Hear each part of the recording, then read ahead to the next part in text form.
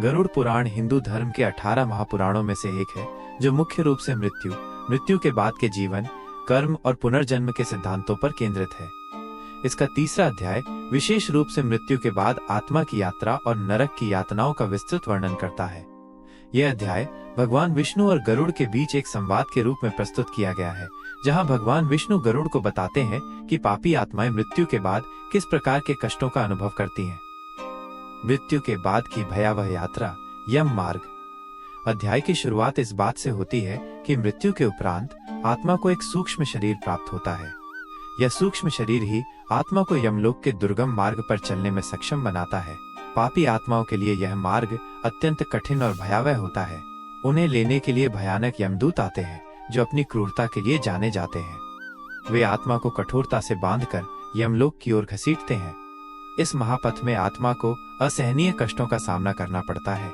मार्ग में तप्त भूमि होती है, जिस पर पापी आत्मा के पैर जलते हैं और तेज व बर्फीली हवाएं चलती हैं, जो उसे अंदर तक कंपा देती हैं। आत्मा को असहनीय भूख और प्यास सताती है, लेकिन उसे अन्न या जल की एक बूंद भी नहीं मिलती। मार्ग में तलवार जैसी पत्तियों वाले वृक्ष होते हैं, जो आत्मा के शरीर को छिन्न भिन्न कर देते हैं। इसके अतिरिक्त मांस खाने वाले भयानक जीव और राक्षस भी आत्मा को पीड़ा देते हैं। यहाँ यह भी बताया गया है कि यदि पुत्र या पौत्र विधि पूर्वक अंतिम संस्कार और श्राद्ध करते हैं, तो वे न केवल पैतृक ऋण से मुक्त होते हैं, बल्कि मृतक की आत्मा को भी शांति मिलती है। दाह संस्कार के समय दिए जाने वाले 6 पिंडों की विधि का भी उल्लेख है, जो आत्मा की यात्रा को सुगम बनाने में सहायक होते हैं। कर्मों का लेखा जोखा और यमलोक का न्याय। यमलोक में श्रवण और श्रवणी नामक 2 देवता होते हैं, जो मनुष्य के सभी अच्छे और बुरे कर्मों का सटीक लेखा जोखा रखते हैं। वे मन, वाणी और शरीर से किए गए हर कर्म को जानते हैं और धर्मराज के समक्ष उनका विस्तृत विवरण प्रस्तुत करते हैं। चित्रगुप्त भी कर्मों का हिसाब रखते हैं और पापी आत्माओं के दुष्कर्मों को धर्मराज के सामने उजागर करते हैं। यमदूत पापी आत्मा से पूछते हैं कि उसने ऐसे पाप कर्म क्यों किए, जब उसने कभी किसी को भोजन नहीं दिया, न कुत्ते और कौवे के लिए बलि निकाली, न अतिथियों का सम्मान किया, न पितरों का तर्पण किया, न देवताओं की पूजा की और न ही संतों की सेवा की।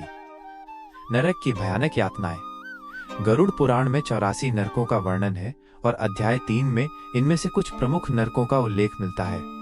पापी आत्माओं को उनके किए गए कर्मों के अनुसार इन नरकों में भेजा जाता है। उदाहरण के लिए, जो व्यक्ति अधर्म से अपने परिवार का भरण पोषण करता है, वो अंधता मिस्र नामक घोर अंधकार वाले नरक में जाता है। नरकों में आत्मा को विभिन्न प्रकार की भयानक यातनाएं दी जाती हैं। उसे लोहे की लाठियों, मुदगरों, भालों और बर्छियों से बेरहमी से पीटा जाता है, जमीन पर घसीटा जाता है, पिघले हुए तांबे और आग में डुबोया जाता है। यहाँ तक कि शिशु के गर्भपात या मृत्यु पर भी कुछ विशेष विधानों का उल्लेख है, जैसे दूध का दान या मिठाई आदि देना, जो आत्मा को शांति प्रदान कर सकता है। यमदूत पापियों से कहते हैं कि केवल भगवान हर ही अपराधियों को क्षमा करने में समर्थ हैं और वे स्वयं उनकी आज्ञा से दंड देते हैं। अध्याय का सार। गरुड़ पुराण का तीसरा अध्याय हमें कर्म के सिद्धांत की गहराई से जानकारी देता है। यह सिखाता है कि मनुष्य को अपने कर्मों के अनुसार ही फल मिलता है, माइनस अच्छे कर्मों से स्वर्ग और मोक्ष की प्राप्ति होती है, जबकि बुरे कर्मों से नरक की यातनाएं भोगनी पड़ती हैं। यह धर्म के महत्व पर जोर देता है, जिसमें दान देना, सत्य बोलना, अतिथियों का सत्कार करना और पितरों का तर्पण करना शामिल है। यह अध्याय मृत्यु के बाद की आत्मा की यात्रा, यमलोक के मार्ग के कष्टों और विभिन्न नरकों में मिलने वाली यातनाओं का विस्तृत और भयावह वर्णन प्रस्तुत कर हमें सचेत करता है।